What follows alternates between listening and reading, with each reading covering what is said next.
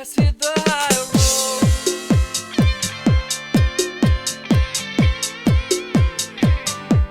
Let's hit the high road.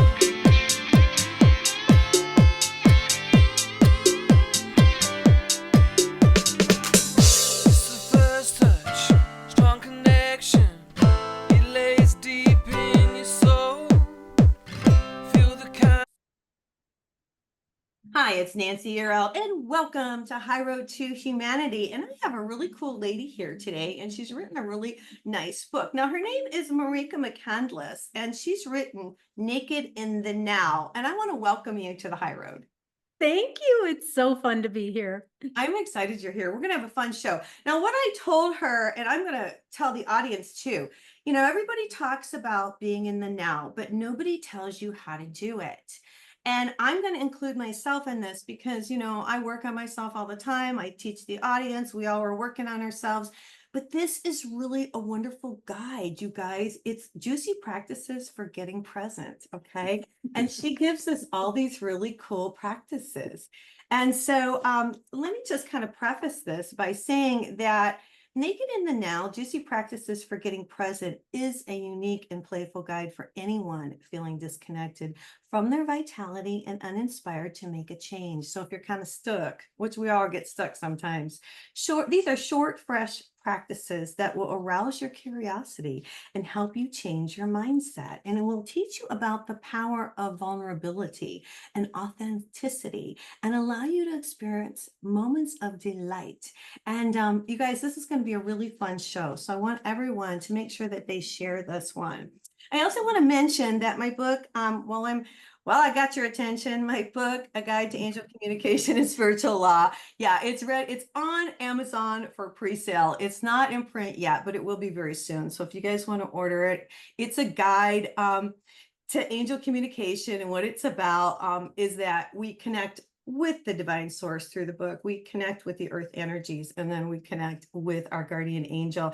And I also give you the spiritual laws in the book because I think we've lost a lot of that. So I go through all the different spiritual laws in the book just to kind of refresh and bring everybody up to speed and, just kind of little reminder. And then I do channel Archangel Gabriel at the end with messages for humanity. So I'm really excited about this book. And my first book, Wake Up, the Universe is Speaking to You, is available if you want to pick it up at Barnes & Noble or at Amazon.com.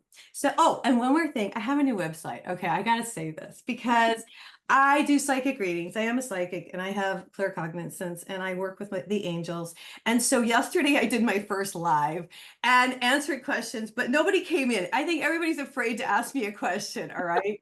But I'm going to do this every week, you guys. I'm going to come on live. It was the first time I ever did it. I was scared, of course, to go on YouTube live. And I did. And I did some readings and stuff and just brought in general information. So I'm going to be doing that every week.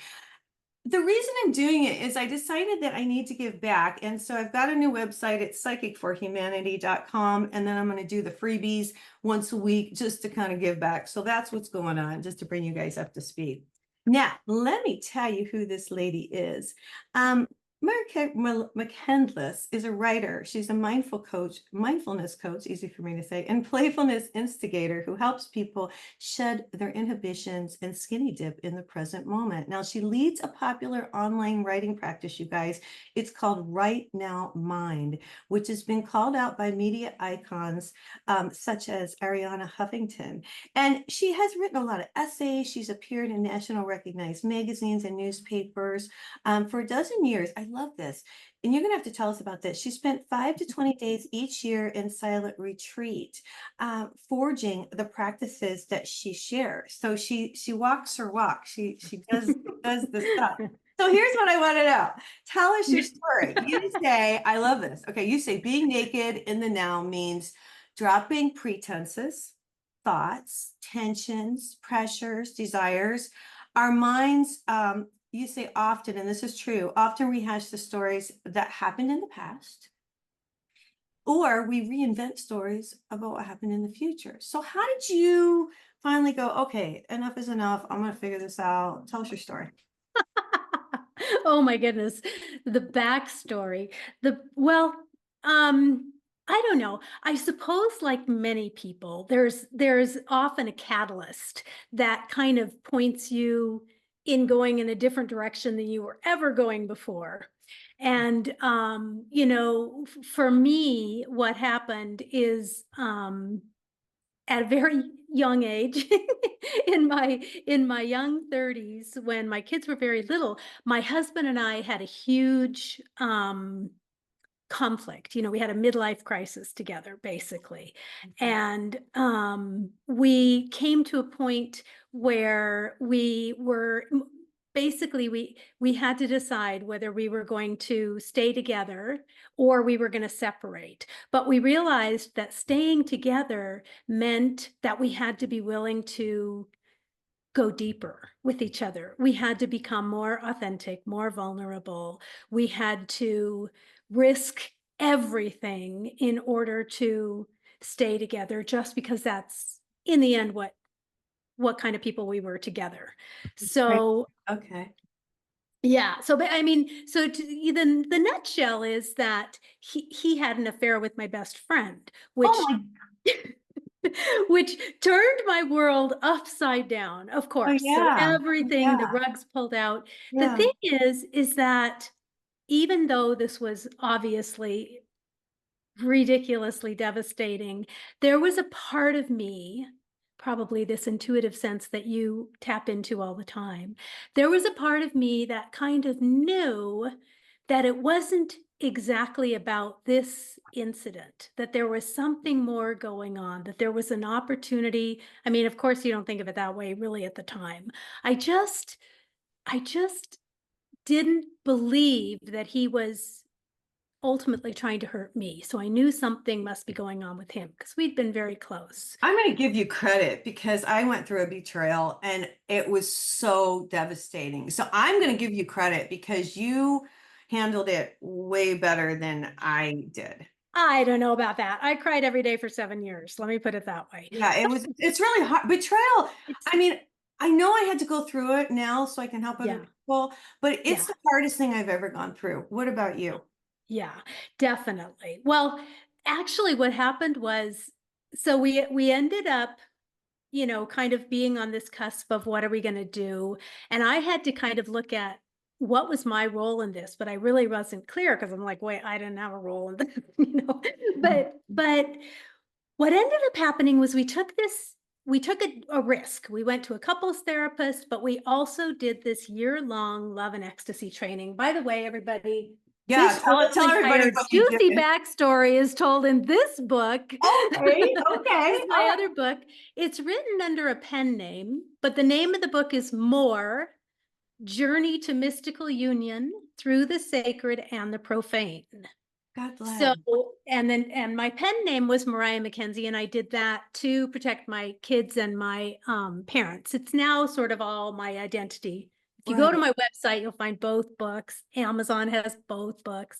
Anyway, but the point was we decided to go on this year-long love and ecstasy training, and that was where we were first introduced to the principles of meditation, acceptance, vulnerability, Okay. authenticity. Well, wait a minute. I need to ask Yeah, you something. yeah. So, and let me shut the window because somebody decided to mow the lawn. Oh, Next door. Okay. So I have a question and I need to understand this. So did yeah, you found out that he was having an affair with your best friend?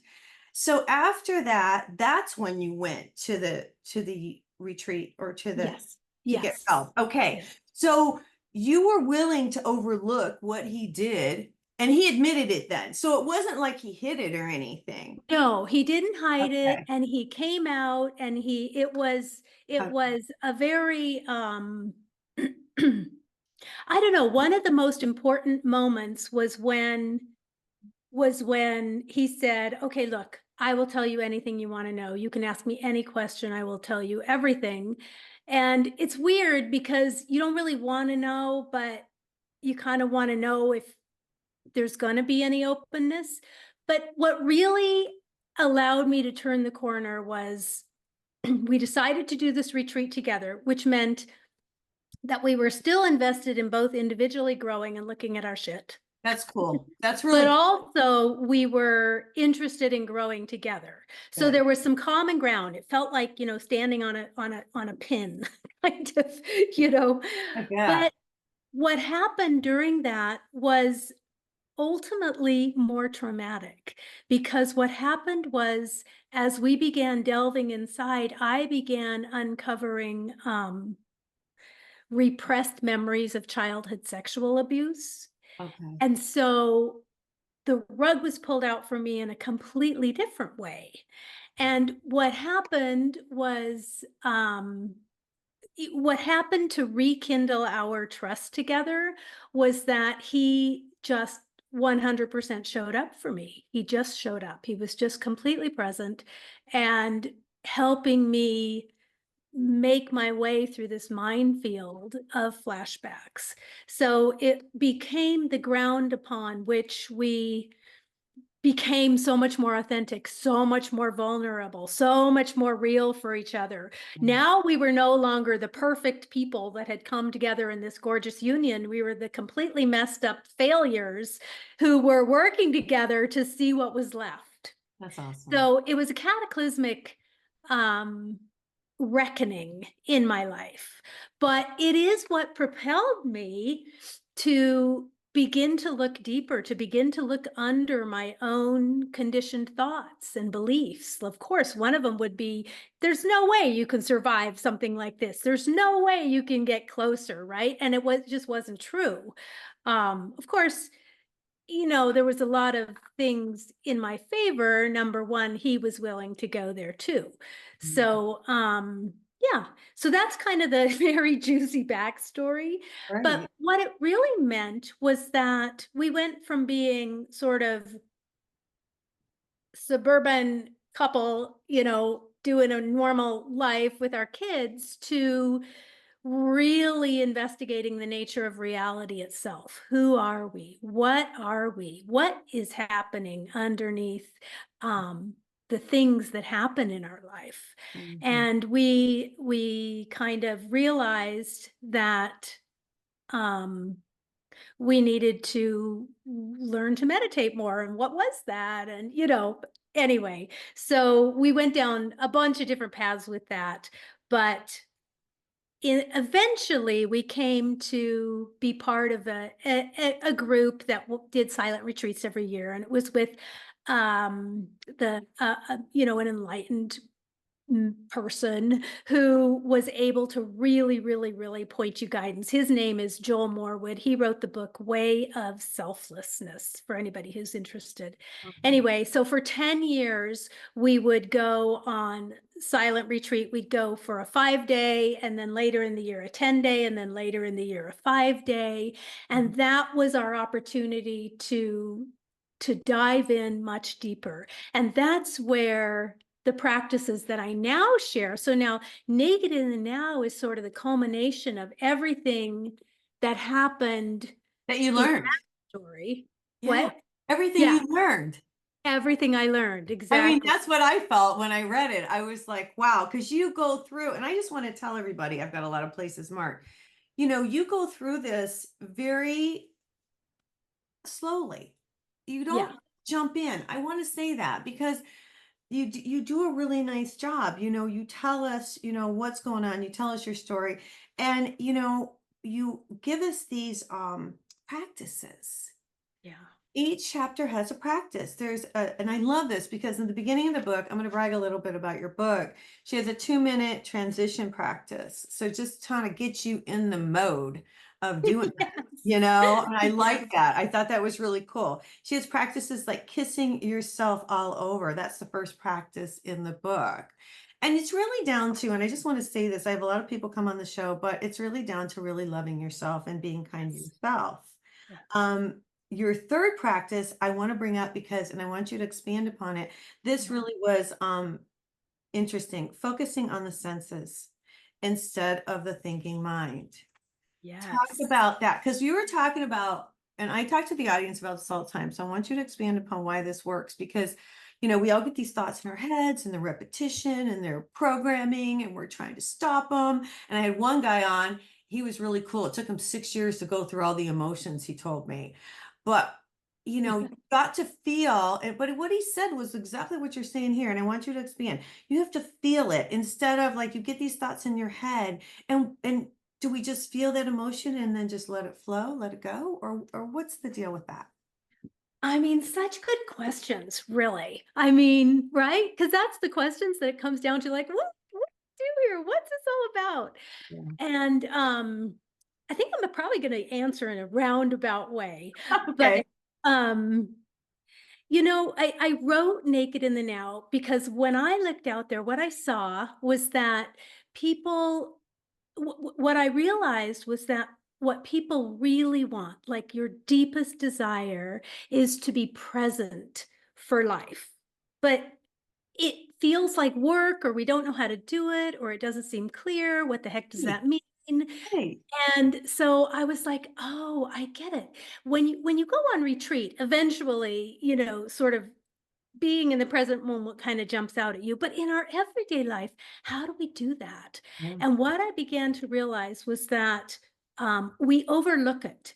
We overlook it because our brains are trained to continually look for what's wrong. It's just what our brains do. That's how we're wired. There's Isn't like that all kinds crazy of though? science. What? Isn't that kind of crazy though? We Yes. look for what's wrong instead of what's right. Right. And it's what our brains do. It's like I think typically we think we are our brain, Mhm. right? Because it's our thoughts, our values, it feels like who we are. So what I like to introduce people, I like to introduce the idea of interrupting everything you think you know, because this is what happened in my life. Everything I thought I know was like, Yeah. okay, Sorry, start let's over. start over. Redo. Um, and and so what I call it is going on an inner striptease. Okay. Okay. So, and what I mean by that is exactly what you said at the start. You have to interrupt your normal way of being because our brains have a way of grabbing onto stuff and then just going in a Yeah, it's a group. circle. It's a It's circle. just like a circle. Yeah. Like, Yeah. And then when we look back, like say on our day, all we remember is those grooves. So going on an inner striptease means interrupting this process, having the possibility of changing our mindset, of directing our attention to something else. If we sometimes I say that what we really are in a way is I call it an ADV instead of an ATV. okay. We're attention directing vehicles. Well, wherever So you direct your attention, wherever that energy goes is what, you exactly. create. And and it's habitually going to go to the brain, whatever the brain's thinking. Right. So that practice that you were talking about is the first practice of going on an inner striptease. And I say there's three magic questions. And the first magic question is that practice. So, and it only takes, think to yourself 2 minutes, not I got to sit down for a half an hour and really focus and get here and blah, and be Zen Buddha. Instead, think I'm just gonna practice interrupting my mind occasionally. And the way that you interrupt your mind, which is typically our entire experience of being, is you ask yourself the question, what else is here? And by that I mean, what else is here other than my thoughts? So you are an angel communicator, for instance. So you already know that information comes to you in a different way from just thinking about it. It's not like you think about an angel and then you have a communication with No, an I angel. just ask and then they Yeah, come. you just ask and it comes in, right? It's like a Right. direct insight almost. But let me So preface this by saying that's because I connect. That's because I'm connected to the spirit. yes, So I have to yeah. say that. I have to say that. That's true. Yeah, I don't want to, yeah, I don't want to talk about anything like that because that's not what I'm here to talk about or even God, what I'm good at talking about. God, But it's right. just to your listeners, it's just to introduce the idea that what we think is not 100% what's going on. So we have our senses, which only exist right now. So the instant that you become aware of a light breeze on your arm, or your hair is standing up, or you smell your coffee, or you feel the seat under your chair and you notice that intersection, in that instant, you actually are present because it only happens right. Senses only happen in the immediate now. So, but it's fleeting, right? So you notice that and then you're back to thinking again. Then you notice it and then you're back to thinking again. So the trick is to just practice noticing what else is here other than my thoughts. What do I see? What do I hear? What do I smell? What do I taste? And I like to say there's a tiny opportunity where, like, even if we do it in this moment, Nancy, you and I can sit here for just 1 second Okay. and tune in to the felt sense of being. And for a brief experience, there's a stilling in the air. There's sort of a feeling of expansion all around us. And we are momentarily not caught up in a conversation in our head. So it's really just about practicing coming back to that. A lot of people do things like a gratitude journal or something where you I do notice that that. Yeah. you Yeah. notice if you Yeah. write down what you're grateful for, that it kind of improves your experience of the day. I like to call it keeping a daily diary of delights Oh, I like because in any moment of just innocent delight, like you see a sunset, a butterfly lands on your arm, you whatever, smell your coffee, that. in that moment you're present. And you will it's just so easily overlooked. So we just practice, maybe set a timer or something, and for 5 seconds, for 10 seconds, whatever it is, just practice tuning into that still felt sense of presence by coming back to your senses. What that does is it begins to change your overriding mindset that I am nothing but my thoughts. Right. I mean, everybody knows they have their senses. It sounds kind of silly to say it that way, but most of us still believe that who we are is what we think. Right. Right. Right. And Well, there's so much more available to us. The vitality actually exists in those tiny moments between the in thoughts. the quiet moments, I want to say a couple things. One is, while you're talking about this, people have to turn off their phones. Oh. Uh, no, sir, I'm serious about this. I have to turn Yeah, off my phone because you're sitting here and you're like, okay, take a few minutes. And what I've noticed, I'm just going to be real here. yeah, Everybody picks up their phone. right, They don't. That is why it just drives me nuts. As you're talking about this is why right. we don't have more quiet time because of what our society has become. It's like people are addicted to these I things. mean, And I that know, and isn't, I it's an do it issue. too. Yeah, I do I too. do it too. I do I too. mean, right? It's this little right. I mean, it's this little We dopamine gotta hit. put it down. We gotta turn it off or something. Yeah, But I wrote down two things I wanted to mention. One in a couple things in your book. And you guys, I want to say Naked in the Now. It's a really fantastic book. One thing she says is listening to your own voice and getting to know your own thoughts. And I really, that's so profound because, once you start to realize your own thoughts, you can change your thoughts. I want to say that. And I like that you say the key is accepting that you have thoughts and that yes, they are just that. Thoughts. yes.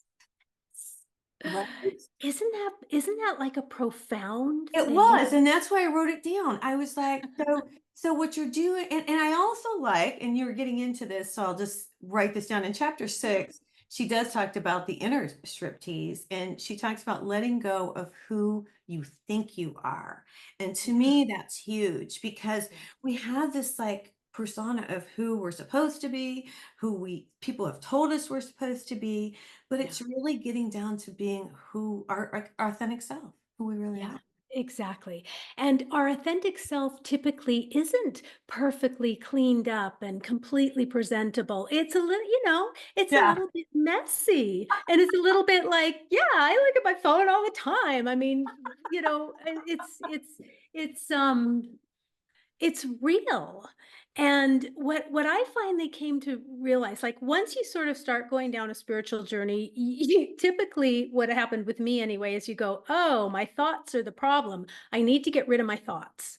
So it's never going to happen. We don't get rid of our thoughts because our brain is just doing its thing. Keeps It's going. just Yeah. what it's Yeah. doing. Right. And so, but we can realize that we're more than our thoughts. We can realize that there's a vitality present that has nothing to do with who we think we are, what we're thinking in any given moment, anything, and none of that. Yeah. So. I love this. Well, I wanted to ask you about something here. You also talk about restoring and rejuvenating your relationships. You talk about healing yourself in connection with, well, here's what Yoko Ono said, and I like this, so I wrote it down. She said, healing yourself is connected with healing others, because once you heal yourself, then you're healthy enough to be an example for Yeah. others. Is that Yeah. what you have found since you and your husband have been doing this? Have you both found that people have noticed the difference in yourselves, and tell us a little bit about that? Yeah, I mean, our journey happened quite a long time ago, but we have grown kids now, and so what we found is that our grown kids' friends, they come to us and they listen and they want to hang out and they want to talk, and we all want to talk and to be real with each other, right? To have an authentic connection, to not even have to be anything, to not have to be um a What society spiritual expects leader us, or yeah, whatever it is, yeah, yeah, yeah. I gotcha, I gotcha. I think that's Y- great. You have a lot of practices, and I want to say this throughout this book at the end of each chapter, and I mentioned it, you have all these different practices, but they're very, very good. Um, and it's stuff that you have to do. Like you have a mirror meditation. I kind of like that. Yeah. And hold on, I'm going to read this because I wrote down a couple. Well, I like your book. There was a couple Thank things in here you. that I really liked, and I'm just going to read this really quick. So Sure. this is practice number 24, mirror meditation. She said, I found this isn't from her. This is Tara Wells. She's a PhD. And she puts a lot of quotes in the book. And it reads, I found the mirror was a great way to work out my emotions too. When I was struggling with negative feelings and there was no one who could lend a compassionate ear, or I just didn't want to upset anyone or say something I'd regret, the mirror became a powerful reflector of my own pain and suffering. And I thought that was interesting. Have you done that, some of that work? Totally. And there's so many little practices that are like that, where we begin to realize that we have the capacity to be our own best companion and to be our mentor. And it's our own mentor. And like in a mirror meditation, if you're gazing into the mirror and say you're in a bad place, like you're really like, oh my God, I don't know what to do. This is just a tough spot, and you're looking at yourself, there's a little pause, and then you can speak to that dear person who is suffering. And when you do, when you speak back to the dear soul, you who is suffering, what comes through is this profound simplicity of message, support, and encouragement. I'm not talking about uttering platitudes to yourself. I'm talking about really being with yourself. Oh Mm. my gosh. I hear you. I understand how hard that was when you showed up and the interaction went this way and it didn't go the way you wanted, and all of a sudden you felt like everything was falling apart or whatever it is. I can't think of a perfect example right now, but, Right. But yeah, I got but you. then you just kind of listen. You're there, Passion. you listen to yourself. Yeah. And we really all want to be heard. And once we're heard, typically the energy of it dissipates a little bit, and we're a little bit more available for more creative solutions than what our brain first comes up, which was just typically dire desperation. Everything's bad. Mhm. No, we all do want to be heard and we all want to be seen. Yeah, That's what I have realized more than anything. I really like that you said that, because it feels like everybody just wants a little bit of attention. Everybody wants their voice to be heard. I think that's why you see so many people on social media. yeah, I can see it now. I used to be like that, where I would like put myself up there all the time, and then I didn't put my face up there anymore. I was just putting information. And that's how you know you've changed. And then I would see it in other people. You know what I yeah. mean? And it's an evolution. It's everybody's It, working on themselves at their own pace. But it, yeah.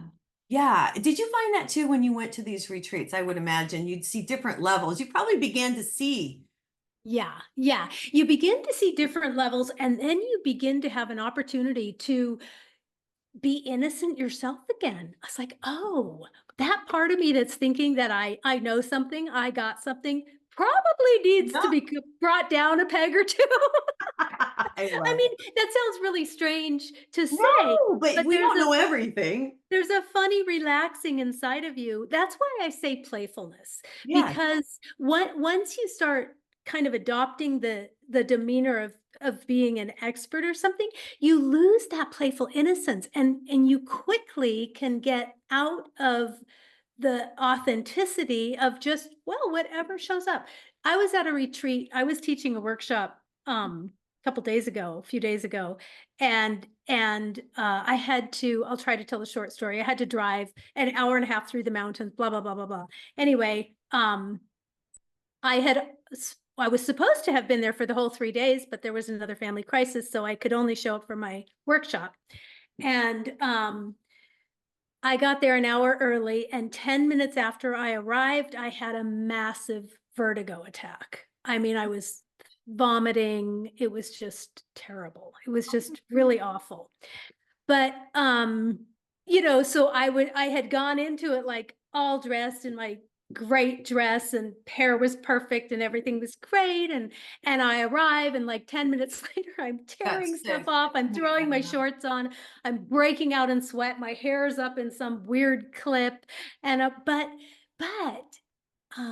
was like, I wanted to be there and I wanted to be present with those people. And I did this entire, I would have said that everything that I thought I needed to be a successful workshop leader in that moment was gone because I was not. So I just went in front of the people and I said, here's what's going on. I may have to leave and throw up because I'm in the middle of this vertigo attack, but I'm not right this second. So I'm going to be with you. We're going to talk. We're going to participate together.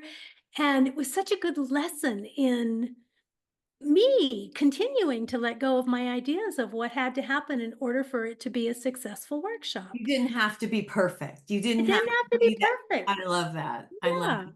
Well, yeah, and I think we all do that. And I can say that. And that comes from our upbringing, I think, a lot. Uh, Yeah. I can remember, well, my mom for years, I'll tell this. I don't know if I've ever told this on the show. My mom was always like, do not go out of the house unless you have lipstick on. That's the era that I grew up in. And so Yes. I had a lipstick fetish for years and years and years. I mean, Yeah. I wouldn't go anywhere. I wouldn't answer the door, Yeah. unless I Yeah. had my makeup on and my lipstick on. And I've changed, but it took a long time.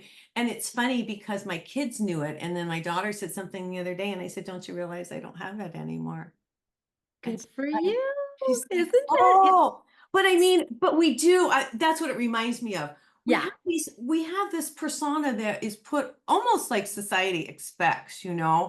instead of us being our real, true, authentic self, like you're talking about, they Yeah. expect, the hair to be perfect and the dress to Totally. be Totally. And perfect.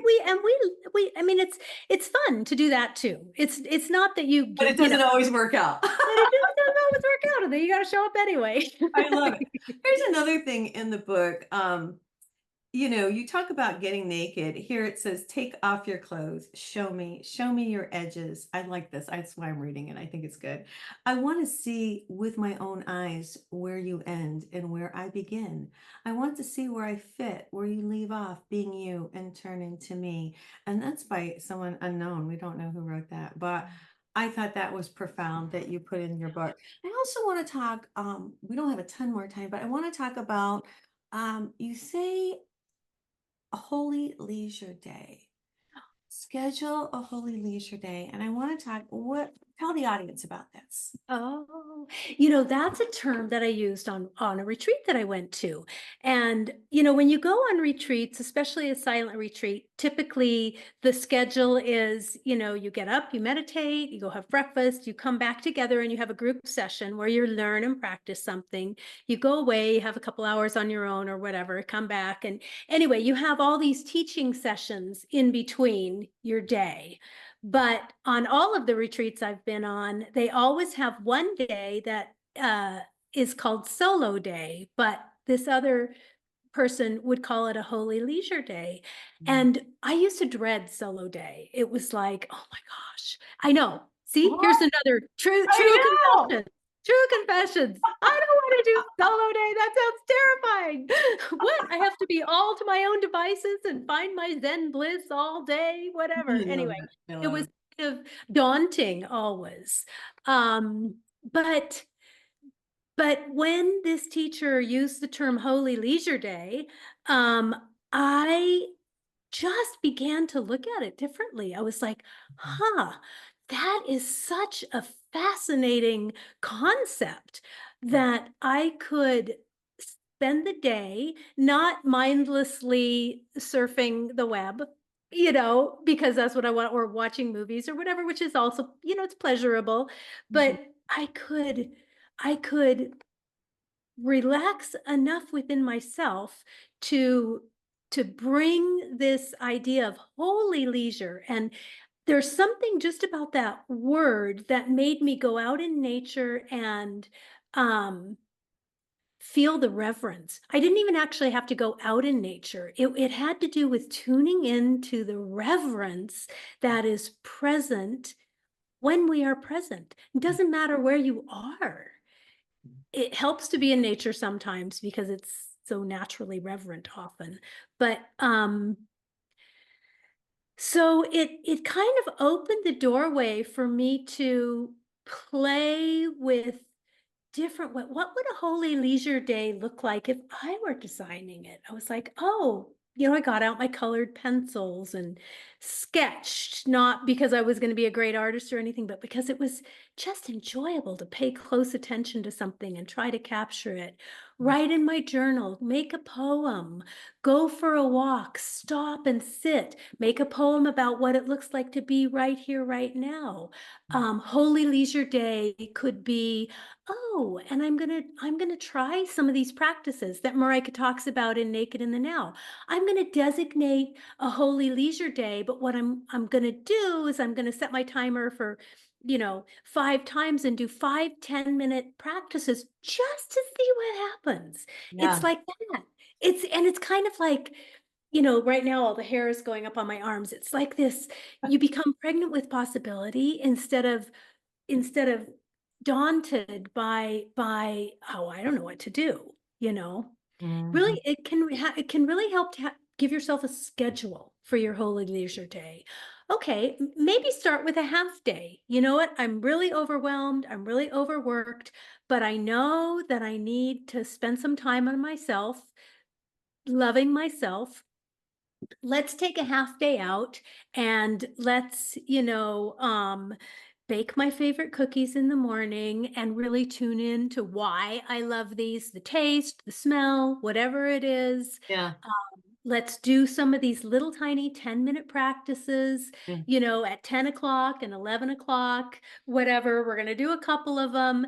Let's journal. Let's keep notes. Let's reflect on what I loved about doing these different things.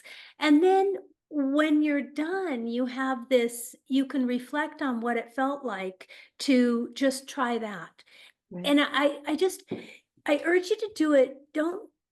it doesn't even have to be a whole day. It can be, but it does need to be a dedicated time.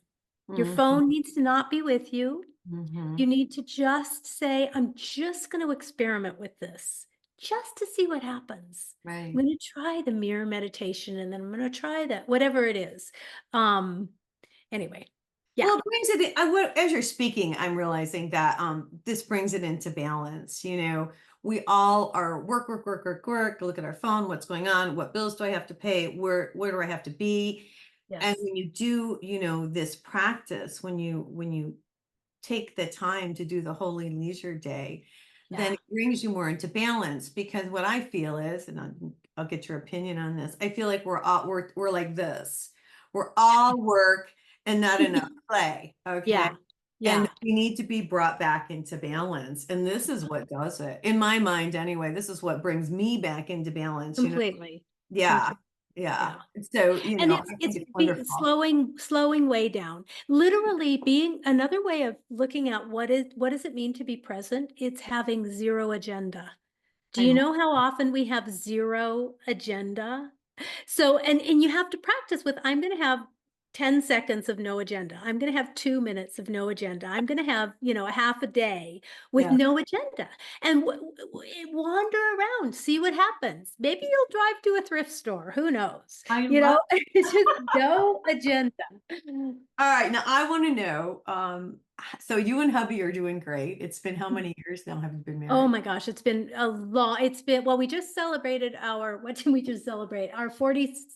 Uh, our 40th anniversary. We Well, just I celebrated gotta our say, 40th. I think it's fabulous that you two took the time and really worked on yourselves for each other, for yourselves and Yes. for each other. I mean, Yes. what a great story and what a great, outcome. So thank you for sharing that with us. I love Naked in the Now, juicy practices for getting present. What has been the response? Oh my gosh, it's doing really well. So it just won a gold award. It Oh won, my gosh. I know. It Congratulations. yeah, it's won the reader's favorite gold medal for new age Wow. nonfiction. I was Wow. incredibly excited about that. Congratulations. Oh my If you guys have heard of the magazine called Spirituality and Health Magazine, I have. so right now, the print issue, the September, October issue has a section called Books We Love, and Naked in the Now is included in that, unsolicited. I Oh was my gosh. incredibly excited Blessed. about You're that. so blessed. Yeah. And let's see, it's beginning to, it's pretty new. It's only been out since the early summer, basically. And so it's beginning to collect really nice reviews from people. Oh, I hope people will leave reviews if they pick it up. I love it. All of our authors, and you're an author, so we really are hopeful that people will actually, it's such an extra step. Yeah. I know what that is, Yeah. but To it's write a review. review, it really means a lot. It really Write does. a It review really actually means a does. lot.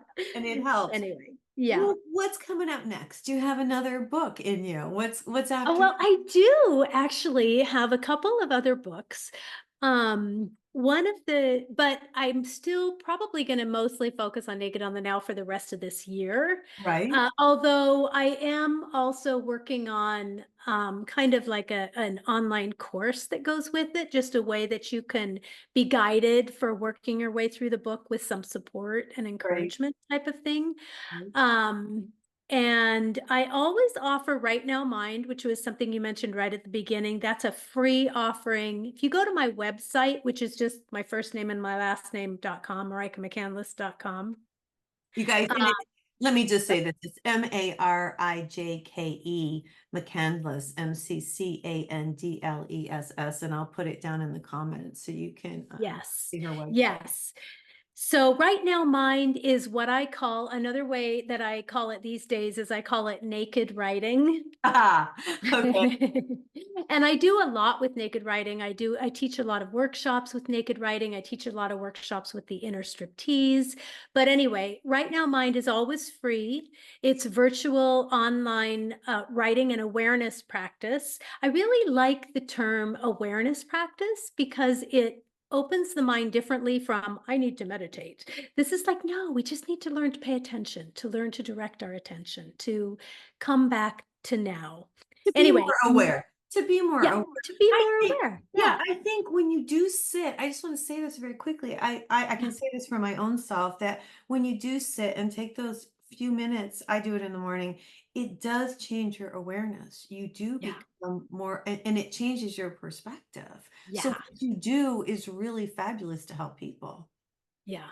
It It's really funny is. because I think that the problem with the term awareness is that it can morph into I need to be aware of my environment. And it makes you kind of hyper vigilant, like, oh my God, I missed something, I missed something. But awareness itself isn't like that at all. It's just natural. It's what is happening all the time.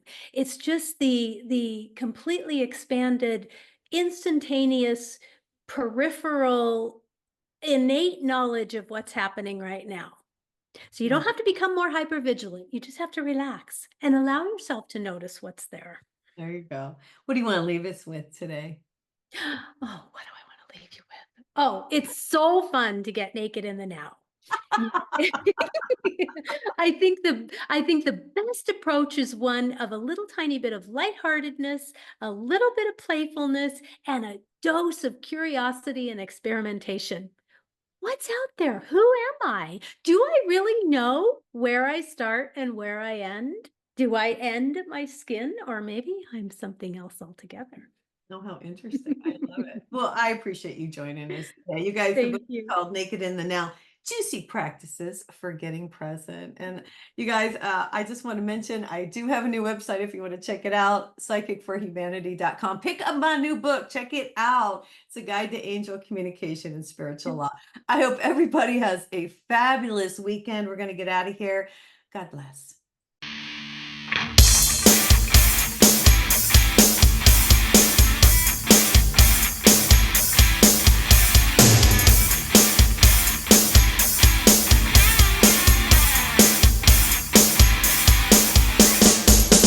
Hold your head high, the world is coming.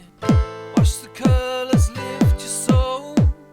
Connect the dots and keep the motion. Can achieve your goal. Let's hit the